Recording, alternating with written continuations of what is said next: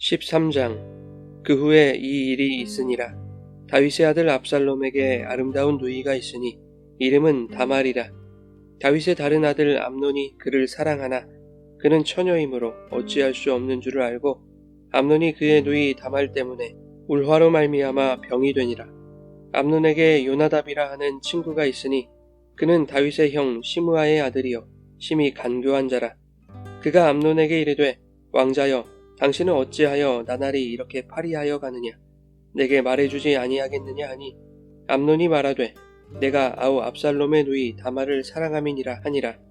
요나답이 그에게 이르되 침상에 누워 병든 채 하다가 내 아버지가 너를 보러 오거든 너는 그에게 말하기를 원하건대 내 누이 다말이 와서 내게 떡을 먹이되 내가 보는 데에서 떡을 차려 그의 손으로 먹여주게 하옵소서 하라 하니 암논이 곧 누워 병든 채 하다가 왕이 와서 그를 볼 때에 암논이 왕께 아뢰되 원하건대 내 누이 다말이 와서 내가 보는 데에서 과자 2개를 만들어 그의 손으로 내게 먹여주게 하옵소서 하니 다윗이 사람을 그의 집으로 보내 다말에게 이르되 이제 내 오라버니 암논의 집으로 가서 그를 위하여 음식을 차리라 한지라. 다말이 그 오라버니 암논의 집에 이름에 그가 누웠더라. 다말이 밀가루를 가지고 반죽하여 그가 보는 데서 과자를 만들고 그 과자를 굽고 그 냄비를 가져다가 그 앞에 쏟아 놓아도 암논이 먹기를 거절하고 암논이 이르되 모든 사람을 내게서 나가게 하라 하니 다 그를 떠나 나가니라. 암논이 다말에게 이르되 음식물을 가지고 침실로 들어오라.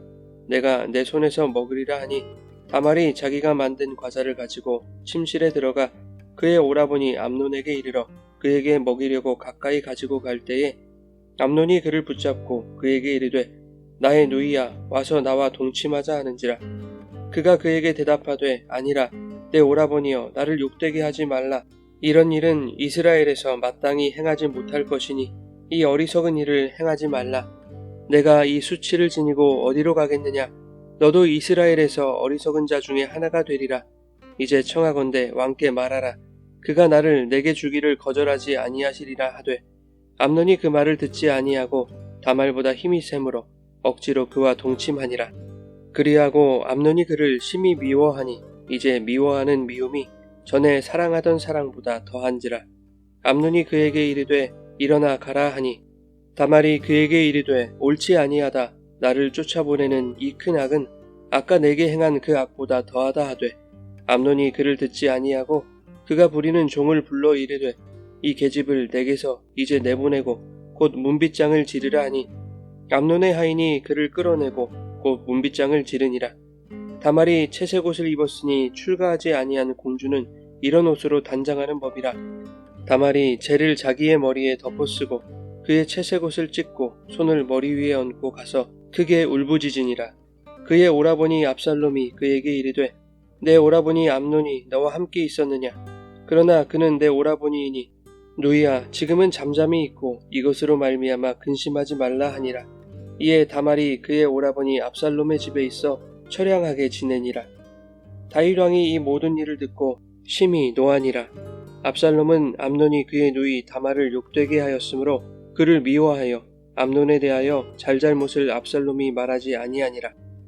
만 2년 후에 에브라임 곁 바알 하솔에서 압살롬이 양털을 깎는 일이 있음에 압살롬이 왕의 모든 아들을 청하고 압살롬이 왕께 나아가 말하되 이제 종에게 양털 깎는 일이 있사오니 청하건대 왕은 신하들을 데리시고 당신의 종과 함께 가사이다 하니 왕이 압살롬에게 이르되 아니라 내 아들아 이제 우리가 다 갈 것 없다. 내게 누를 끼칠까 하노라 하니라. 압살롬이 그에게 간청하였으나 그가 가지 아니하고 그에게 복을 비는지라. 압살롬이 이르되 그렇게 하지 아니하시려거든 청하건대 내 형 암논이 우리와 함께 가게 하옵소서. 왕이 그에게 이르되 그가 너와 함께 갈 것이 무엇이냐 하되 압살롬이 간청하매 왕이 암논과 왕의 모든 아들을 그와 함께 그에게 보내니라. 압살롬이 이미 그의 종들에게 명령하여 이르기를 너희는 이제 암논의 마음이 술로 즐거워할 때를 자세히 보다가 내가 너희에게 암논을 치라 하거든 그를 죽이라. 두려워하지 말라. 내가 너희에게 명령한 것이 아니냐. 너희는 담대히 용기를 내라 한지라. 압살롬의 종들이 압살롬의 명령대로 암논에게 행하매 왕의 모든 아들들이 일어나 각기 노새를 타고 도망하니라. 그들이 길에 있을 때에 압살롬이 왕의 모든 아들들을 죽이고 하나도 남기지 아니하였다는 소문이 다윗에게 이르매 왕이 곧 일어나서 자기의 옷을 찢고 땅에 드러눕고 그의 신하들도 다 옷을 찢고 모셔 선지라. 다윗의 형 시므아의 아들 요나답이 아뢰어 이르되 내 주여 젊은 왕자들이 다 죽임을 당한 줄로 생각하지 마옵소서. 오직 암논만 죽었으리이다. 그가 압살롬의 누이 다말을 욕되게 한 날부터 압살롬이 결심한 것이니이다. 그러하온즉 내 주 왕이여 왕자들이 다 죽은 줄로 생각하여 상심하지 마옵소서. 오직 암논만 죽었으리이다 하니라. 이에 압살롬은 도망하니라. 하수하는 청년이 눈을 들어보니 보아라 뒷산 언덕길로 여러 사람이 오는도다. 요나답이 왕께 아뢰되 보소서 왕자들이 오나이다. 당신의 종이 말한 대로 되었나이다 하고 말을 마치자 왕자들이 이르러 소리를 높여 통곡하니 왕과 그의 모든 신하들도 심히 통곡하니라. 압살롬은 도망하여 그술왕 암미홀의 아들 달메에게로 갔고 다윗은 날마다 그의 아들로 말미암아 슬퍼하니라. 압살롬이 도망하여 그술로 가서 거기 산지 3년이라. 다윗 왕의 마음이 압살롬을 향하여 간절하니 암논은 이미 죽었으므로 왕이 위로를 받았음이더라.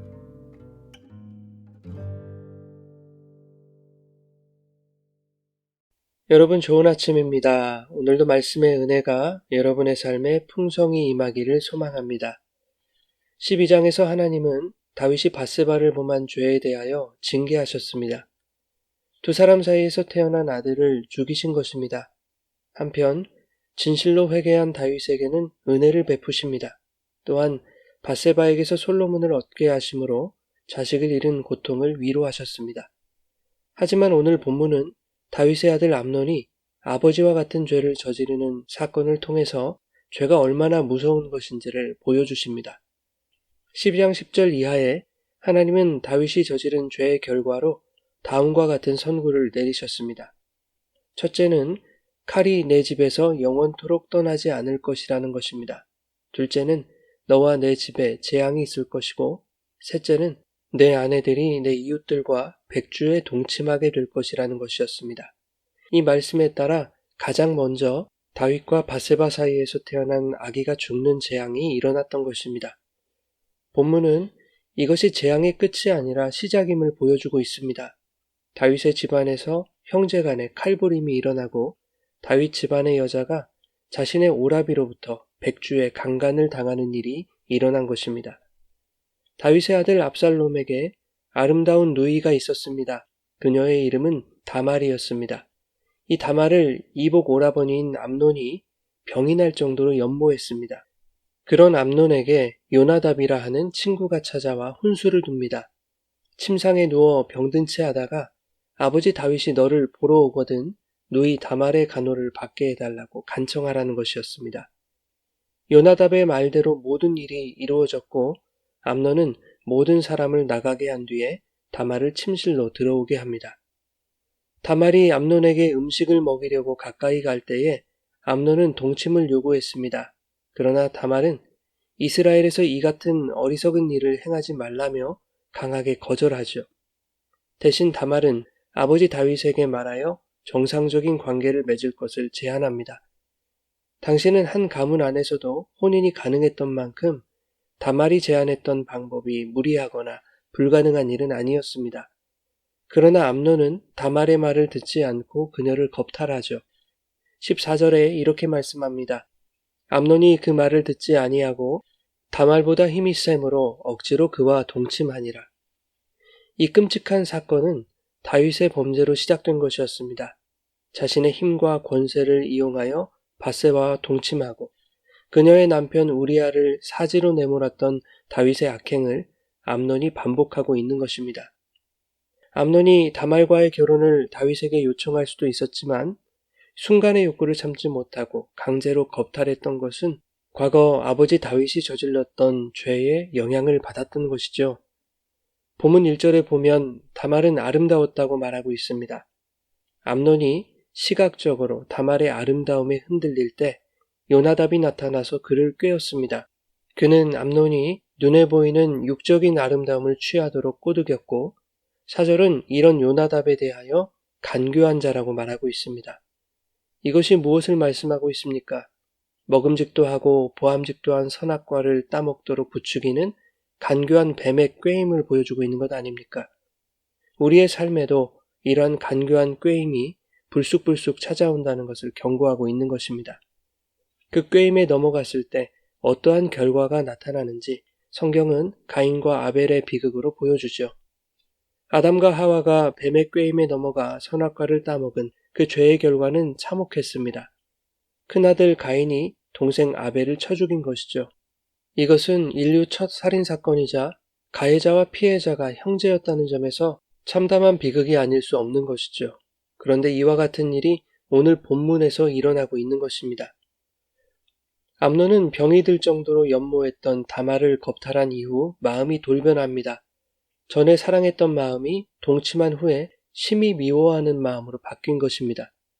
진정한 사랑은 불의한 힘으로 취할 수 없다는 것을 보여주는 것이죠. 그런가 하면 다말에 대한 암몬의 마음이 거짓이었음이 불의한 방법으로 탄로난 것입니다.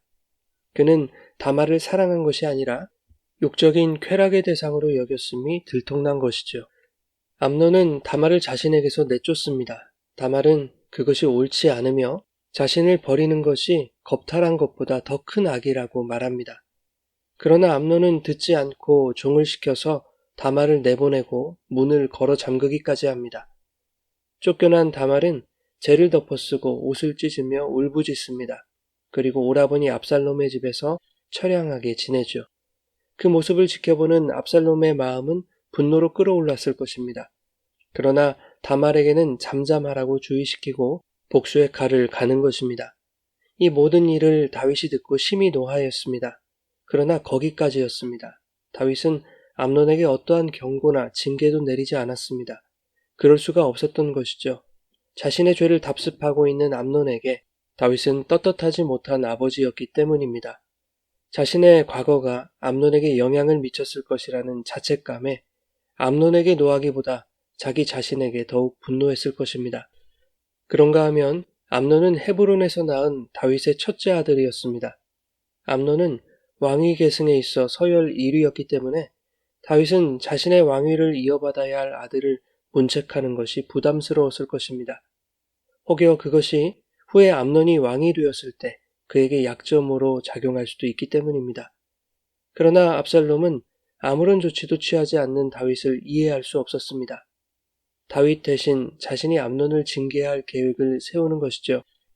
이것은 자신의 동생 다말에 대한 복수심뿐만이 아니었습니다. 암논만 사라지면 왕위 계승자는 자신이 될 것이기 때문이었습니다. 물론 다윗이 아비가일에게서 낳은 둘째 아들 길르압도 있었지만 아마도 그는 일찍 사망한 것으로 보입니다. 암논과 다말 사건이 일어난 지 만 2년 후에 압살롬은 양털을 깎는 시기가 되어 아버지 다윗과 왕의 모든 아들들을 초청합니다. 그러나 다윗은 압살롬에게 누를 끼칠 것을 염려하여 사양하죠. 그러나 왕자들의 동행은 허락합니다. 양털을 깎는 시기는 유대의 큰 명절과 같아서 술과 음식이 빠지지 않았습니다. 압살롬은 종들에게 암논이 술로 즐거워할 때에 그를 죽이라고 명했고 종들은 명령대로 압살롬을 살해합니다. 암논의 죽음에 다윗과 모든 신하들이 통곡하며 그의 죽음을 슬퍼합니다. 이 일로 압살롬은 외조부인 그스왕 달메에게로 도망하여 3년을 지냈고 그동안 다윗도 죽은 암논에 대한 마음을 어느 정도 추스를 수 있었습니다. 그러다 보니 점점 다윗의 마음이 이미 죽은 암논보다 살아있는 압살롬에게로 향하게 된다는 내용으로 본문이 마무리되고 있습니다.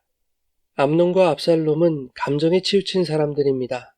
암논은 자신의 감정에 즉흥적으로 반응하고 행동하는 사람이었고 압살롬은 자신의 감정에 따라 철저하고 치밀한 계획을 세우는 사람이었습니다. 그런가 하면 다윗은 과거의 악행에 대한 죄책감에 빠져 아들들의 악행에 소극적으로 반응했습니다. 사랑하는 여러분, 죄는 그것을 답습하게 하고 또 다른 죄로 이어지게 하여 더 참혹한 결과를 맺는 것입니다. 이렇게 꼬리에 꼬리를 무는 죄의 확장성은 인간의 감정이나 성품 같은 인간됨으로 통제되지 않습니다. 성도는 내 눈에 아름다운 것이 보일 때 그것이 나에게 반드시 필요한 것이라고 여겨질지라도 육신의 감정에 따라 행하지 아니하고 하나님이 주시는 것으로만 만족할 줄 알아야 합니다. 그렇지 않고 감정의 소리를 들어 간교한 꾀에 빠지면 죄의 확장성에서 벗어날 수 없게 되는 것입니다. 또한 오랜 시간 인내하고 공을 들여도 그것이 개인적 감정에 기인한 것이라면 우리의 감정은 더 악랄한 죄를 향해 일하게 될 것입니다. 성도는 죄에 대해서 단호해야 합니다. 적당히 타협할 수 없는 것이죠. 죄는 적당히라는 여지를 주지 않고 끝도 없이 확장되기 때문입니다. 죄를 끝낼 수 있는 유일한 방법은 내 감정을 멈추고 하나님의 뜻을 기다리는 것입니다. 성령이 주시는 감동과 말씀을 통해 주시는 확신 없이는 행하지 않는 것이죠. 사랑하는 여러분, 오늘도 수없이 올라오는 인간적 감정을 내려놓고 잠잠히 주님을 바라보며 우리의 인생을 주관하시는 하나님의 일하심을 기대할 때 성령께서 세미한 음성으로 우리의 마음을 두드려 주실 것입니다. 그 음성이 이끄시는 대로 순종하는 삶을 살아가시기를 예수님의 이름으로 축원합니다.